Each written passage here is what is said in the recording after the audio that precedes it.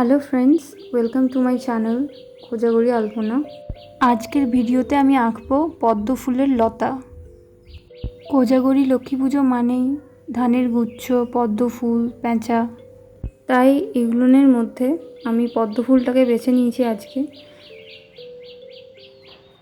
আমি আগেও বলেছি যে আলপনাতে পদ্ম ফুল অনেকভাবে আঁকা যায়। আজকে আমি যে পদ্ম ফুলটা আঁকছি এটা হচ্ছে কুড়ি পদ্ম ফুল। মেন পদ্ম ফুলটার সাথে আমি দুটো পাপড়ি এঁকেছি। আপনারা চাইলে আরও দুটো পাপড়ি দুটো সাইডে এক্সট্রা যোগ করতে পারেন, তবে সেক্ষেত্রে সেটা আর পদ্ম ফুলের কুড়ি থাকবে না।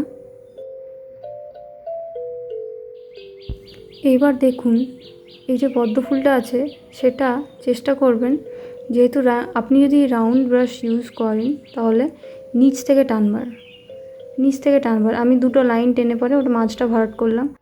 মেনলি আমি যখনই পদ্ম ফুলের কুড়ি আঁকি আমি এরকমভাবেই আঁকি, তাই আমার এটাতে সুবিধে হয়, তাই আমি বলে দিলাম।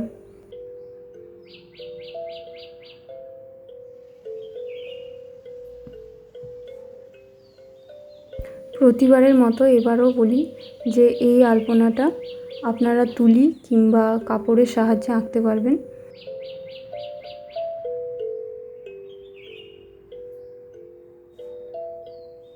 এখানে এই আলপনাটার ব্যাপারে একটা গুরুত্বপূর্ণ কথা বলি।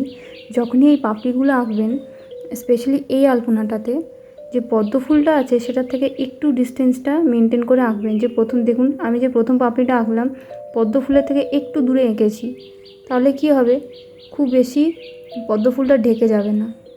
যেহেতু পদ্ম ফুলটাই এই আলপনাটার মেন সাবজেক্ট, চেষ্টা করতে হবে যেন ওটা বেশি হাইলাইট হয়।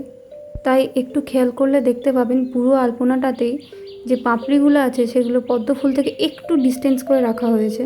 মানে খুব বেশি ডিস্টেন্সও রাখা হয়নি, আবার খুব কাছেও রাখা হয়নি। আমি আমার ইউটিউব চ্যানেলে অলরেডি দুটো আলপনা ক্লাসের ভিডিও আপলোড করে দিয়েছি, আপনারা চাইলে ওই ভিডিওগুলো গিয়ে দেখতে পারেন। আপনাদের যদি আমার ভিডিও হেল্পফুল মনে হয় তো আমার চ্যানেলটা সাবস্ক্রাইব করে নেবেন। আর এই আলপনাটা আঁকবার জন্য আমি রাউন্ড ব্রাশ ইউজ করেছি। আপনারা যদি এটা ভাবছেন যে আমি কোন রঙটা ব্যবহার করে এটা আঁকছি, তো বলি আমি খড়িমাটি ব্যবহার করেছি এই আলপনাটা আঁকবার জন্য। খড়িমাটি দিয়ে আঁকলে প্রবলেম বিশেষ কিছু হয় না, কিন্তু খড়িমাটি দিয়ে আঁকলে একটু শুকোতে টাইম লাগে।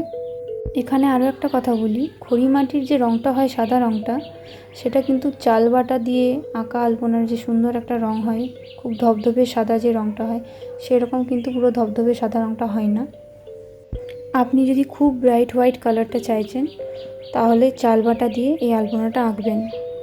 ভিডিওটা ভালো লাগলে একটা লাইক করে দেবেন। কোজাগরি লক্ষ্মী পুজোর জন্য অনেক শুভেচ্ছা রইল। আপনাদের সকলকে অসংখ্য ধন্যবাদ জানাই।